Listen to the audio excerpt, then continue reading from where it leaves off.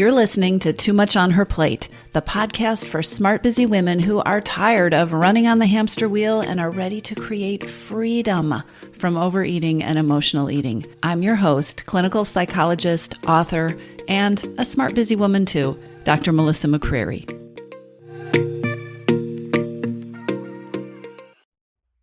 Hey, everybody. Welcome back to the podcast.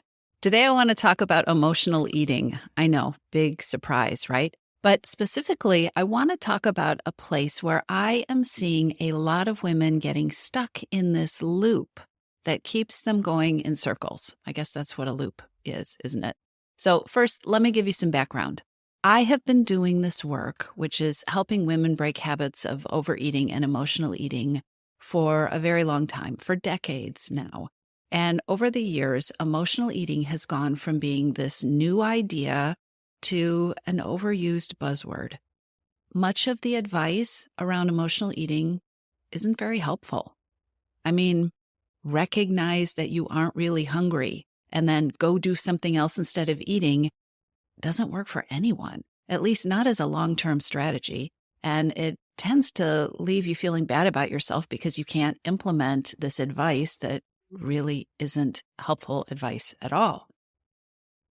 I don't mean to say that identifying emotional eating isn't important. I mean, discovering that you're using food to cope with emotions, whether you're doing it to distract yourself or to numb yourself or to try to feel something different, it's a valuable step. Identifying what's going on is important. Knowing the reason that you're overeating and even the sense behind it is helpful.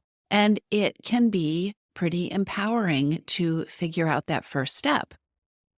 It can be the difference between feeling like there's something wrong with you, feeling like you're broken because you can't stop eating, because you keep going back for more pretzels, and then having the realization that, wait a minute, there's a reason this is happening. I am not broken at all. I'm trying my best to cope. I'm trying my best to manage. I'm using food for a reason. The pretzels that I keep going back for, they're helping me in some way, even if I don't like the habit. So understanding that emotional eating is happening is an important step. Getting better at paying attention to your feelings, that can also be helpful. If I don't know what I'm feeling, I can't very well respond to it. And so asking myself, why am I eating? Asking myself if there are emotions behind it. Getting better at identifying what the emotions and feelings are, these are valuable steps. You can't move forward creating freedom from overeating if you don't take those steps. So if I've developed an autopilot habit of numbing myself by reaching for something to eat when certain emotions come up or in certain situations, I might not even know that feelings are involved. It might feel like an automatic habit. So, for example, if I come home from work after a hard day and I automatically go to the kitchen and I grab the bag of chips and a glass of wine and then I turn on the TV and I lose myself in all of those things, I might be so on autopilot that I'm absolutely not able to answer any questions about how am I feeling? How was I feeling when I ate that? Or how was I feeling when I got the food? Or what do I know about what the chips and the wine and the TV is doing for me? I might not know the answer because I'm so busy doing and I'm not so busy being aware. I'm so involved in that reaction and that autopilot behavior, I'm not paying attention. I'm also probably not very aware in that moment of how hungry I am or how full I am or whether I feel satisfied after I've eaten so many of the chips, right? Or even, I may not even be aware of what the chips taste like because I am busy doing the thing that numbs me out. So in these cases, actually in just about every case, taking the time to explore what it is that I'm feeling is going to be useful. I cannot take care of my hidden hungers if I'm not creating a way to know what they are. And emotions can trigger and combine with and exacerbate all the other hidden hungers. But this episode is about whether it is really your feelings that trigger emotional eating or whether it is really only your feelings that trigger emotional eating. So again, I have some background for you. Sometimes a new client will come to me and she will say, okay, I know I'm an emotional eater. I can see the patterns. I know the patterns by heart. I've been to therapy. I've talked my feelings to death, and I'm still eating. I feel like I'm going in circles, and I am so tired of it, but I don't know what it's going to take to get this to change. I just feel like I am in this loop that plays out over and over and over. Now, a few things. I am a huge proponent of therapy. As a clinical psychologist, I was a therapist. I provided psychotherapy for many years, and I cannot imagine my own life without my own therapy. Therapy is a life-changing tool, and I don't want anyone to think that I'm telling you that it isn't. What I will tell you, and I hope you'll hear me out on this, is that sometimes focusing on your feelings isn't the most helpful thing. Sometimes focusing on your feelings will keep you focusing on your feelings. Focusing on what you're feeling is a part of the process of creating freedom from overeating, but it isn't the whole process. So if you have gotten to that place where you are being curious about your feelings and you're focusing on your feelings and you're asking about your feelings, if you've taken on board the belief that there is a reason that you eat the way that you do, that there is a reason for your cravings, there's a reason for the patterns that you have with food that you don't like, if you're binging every evening, there is a reason, then this is a win. And you get to own that win. Please own that win. It is a part of what you need to do. If you've started to get curious about the reason, if maybe you participated in one of my workshops and you learned how to practice pausing and asking yourself specific questions about what it is that you're feeling, this is also a win, even if you don't know the answer. Even if you are asking about, oh, what am I feeling? And you can't quite grasp it yet. It's a win because over time, we learn more about the things we focus on. And the more you're curious about what you're feeling, the more you're going to be able to grow the answer to that question. These are all wins, and they are all important. But lots of advice stops there. What are you feeling? Right? The question is, ask yourself what you're feeling. And if you aren't hungry, don't eat. How can you face that feeling? How can you feel the feeling? What could you do about the feeling? All of this is helpful advice, but a lot of the advice stops here. And this spot right here is where so many smart, incredibly capable women get stuck. I know what I'm feeling. I know I'm not hungry. I'm feeling the feeling. I'm still eating. It can be such a mind game because it all sounds so reasonable. Identify the feeling. Don't eat. Do something about the feeling. And then your problem should be solved, right?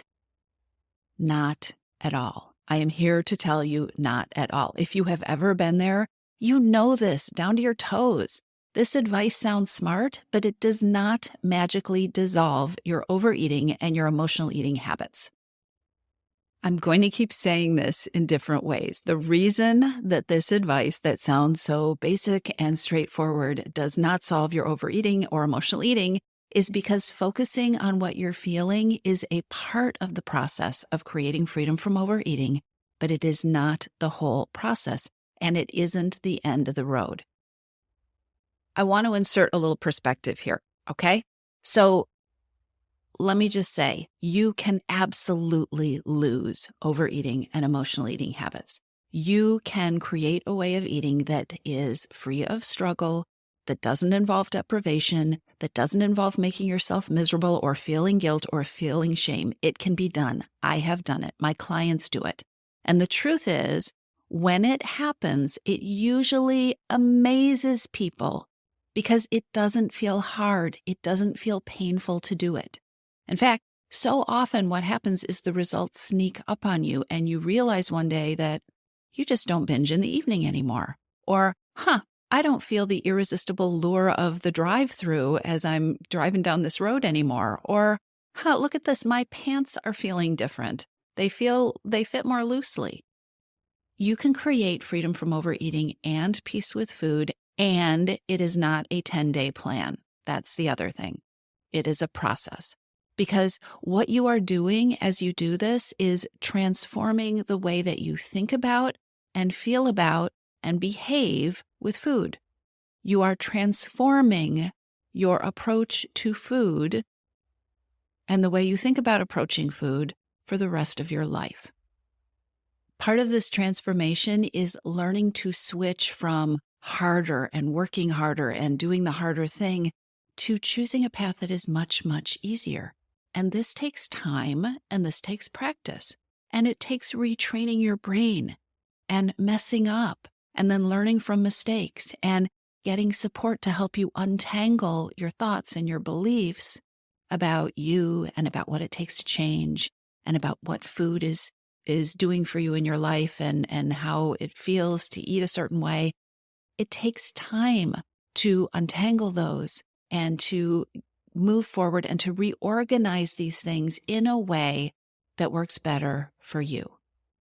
There is a reason that You're Missing Peace, which is the program where I help women do this, is 6 months long. Not because it takes 6 months to see any benefit or to feel better or to see change and create change, but because creating lasting results, embedding lasting results, takes time and practice and often support. So please do not feel discouraged if you have been caught in this loop with focusing on your feelings and feeling frustrated because your emotional eating is still a thing. You are still learning and growing. There's just more to do. You are partway through the process. If you've been told that this place where you are in the process is the end of the road, like, okay, this is it, feel your feelings, don't eat if you're not hungry, of course you're going to be frustrated that it hasn't brought you the results. But you're not. You're in the middle of the process. So please do not be discouraged. You might be surprised to find out that I don't talk about feelings with my clients nearly as much as I did, 10 years ago. They're still important. Feelings are very important, and we do talk about them. And if you don't know what you're feeling much of the time, that is the first step to get clearer and get more comfortable and get more in touch with what it is that you're feeling. And in fact, there are all sorts of resources inside Your Missing Piece to help you do this. But what I want to do today is share with you the advanced step, the next step that very well might get you unstuck and take you to the next level of creating freedom from overeating. So say you find yourself in the kitchen staring into the freezer at the ice cream. You aren't hungry, but all you want to do is reach in there and grab it and eat the whole pint. Okay? See yourself there. You take a deep breath. You ask yourself what you're feeling. And you have an answer. You say to yourself, well, I feel anxious and stressed about the presentation I have to finish tonight. Of course I want to eat. Here's what I want you to do next. I want you to ask yourself a second question. And that question is, what am I telling myself or believing right now? You might want to write this one down. What am I telling myself or believing right now? You will be amazed. If you take the time to write down what comes up, you'll be amazed. Let me give you an example from a Missing Piece member who asked this question in the midst of a very similar situation. And she asked herself, okay, what am I telling myself? What am I believing right now? And here's what she came up with. She came up with the thought that I'm never going to get this done. My boss is going to hate this. I'm going to mess this up. I am never going to get that promotion. She was also telling herself, I can't be tired. I cannot be tired. There's more I have to do. She was also telling herself, screw it. The night is ruined anyway. Why not eat the ice cream? I just need the ice cream to feel better. Ugh, I so deserve this. My boss is so unreasonable. I deserve this ice cream. And then the cherry on top, this will make me feel better. Here's the thing. Feelings are created and also magnified by what we think and believe. Let's go over those clients' thoughts again, and you tell me if you could think these things without feeling more stressed or anxious or without feeding an urge to eat ice cream. All right? I'll never get this done. My boss is going to hate this. I'm going to mess this up. I'm never going to get that promotion. I can't be tired. There's more I have to do. I can't be tired. Screw it. The night is ruined anyway. I might as well eat the ice cream. I just need the ice cream to feel better. I deserve this. My boss is so unreasonable. This will make me feel better. You tell me if you could think these things without feeling more stressed or anxious or without feeding an urge to eat ice cream. Here are the points I want to make. Number 1, you can create freedom from overeating. Number 2, there is a reason you overeat or that you eat when you aren't hungry.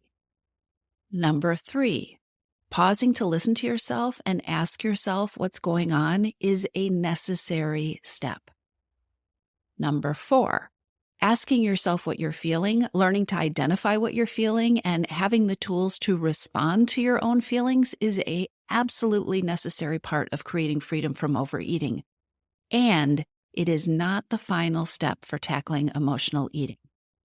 Number 5, the next step is to challenge yourself by start asking the question in these moments, what am I telling myself?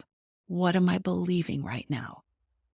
And then I want you to do number 6, which is notice if your urge to overeat or the feelings that you are having are being created or magnified by these thoughts and beliefs that are running through your mind. These thoughts and beliefs, they run on repeat through our minds, right? We repeat them, we reinforce them, and if they aren't helping us, then we're just repeating and reinforcing unhelpful information. So here's what you can do next. If your thought or your belief is not helping you, ask yourself, is there something else I could remind myself of? Is there a thought or belief that would be more helpful? And this doesn't have to be rocket science. Another client who was also stressed due to a number of things that were happening, a number of situations, and she was also stressed by her eating, saw a big change in her eating just by remembering the thought, I'm a smart woman and I know how to figure things out. Even if things don't go perfectly, I know how to solve problems. She had been telling herself over and over and over, I can't change this. Nothing works. Everything I try fails. Think about how you tend to feel when you tell yourself over and over again that it's hopeless, that nothing will work, and that you can't have an impact. Switching from those thoughts to a very simple belief, a reminder that she's smart, that she knows how to solve problems, which she believes in all the other areas of her life, making that switch in the thought that she wanted to remember and she wanted to repeat made a huge difference. So ask yourself, what kind of energy and emotion are the thoughts and the beliefs that you are feeding yourself creating? What you are thinking, what you are telling yourself, what you are believing creates a certain kind of energy inside of you, and it leads you to feel certain emotions. What kind of energy and emotion are the thoughts and the beliefs that you're feeding yourself creating? This is a question well worth asking. This can help you break out of that loop. I'll talk to you soon. If you're ready to lose your overeating and emotional eating habits, and you are ready to step into a relationship with food that fits you, one that doesn't rely on willpower and deprivation, then now is the time to join your missing piece. Enrollment is open, and this is the perfect time to join me. Go to toomuchonherplate.com/freedom, or just click on the link in the show notes. Your Missing Piece is the program where I show you step-by-step how to create freedom from overeating with a unique combination of psychologist-designed, personalized work with me, coaching, and smart strategy. You'll learn how to reclaim your power, ditch the diets, and create results that are built to last. Check it all out at toomuchonherplate.com/freedom, and I'll see you inside.